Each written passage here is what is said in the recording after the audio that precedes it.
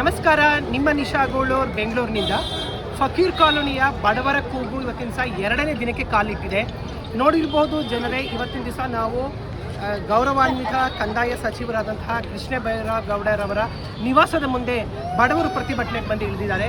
ಆದರೆ ಕೂಡ ಸಚಿವರು ಕಿವಿ ಕೇಳಿಸ್ಕೊಳ್ತಾ ಇಲ್ಲ ಅವ್ರಿಗೆ. ಯಾಕೆಂದರೆ ಚಳಿಗಾಲ ಅಂತ ಅವರು ಕಿವಿಗೆ ಹತ್ತಿ ಇಟ್ಕೊಂಡಿರ್ಬೋದು.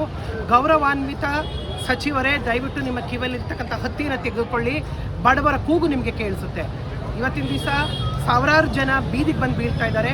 ಸುಮಾರು 200ಕ್ಕೂ ಹೆಚ್ಚಿನ ಮನೆಗಳು ನಿನ್ನೆ ಬೆಳಗ್ಗೆ 6 ಗಂಟೆಯಿಂದ ಪೊಲೀಸರ ಸಮ್ಮುಖದಲ್ಲಿ ಮತ್ತು BBMP ಅಧಿಕಾರಿಗಳ ಸಮ್ಮುಖದಲ್ಲಿ ನೆಲಸಮ ಆಗಿದೆ.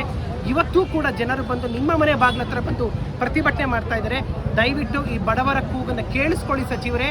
ಬಡವರಿಗೆ ಒಂದು ವಸತಿಯ ಒಂದು ಅವಕಾಶವನ್ನು ಕಲ್ಪಿಸ್ಕೊಡಿ ಅಂತ ನಾನು ಈ ಮೂಲಕ ನಿಮ್ಮನ್ನ ಕೇಳ್ಕೊಳ್ತಾ ಇದ್ದೇನೆ. ನಮಸ್ಕಾರ.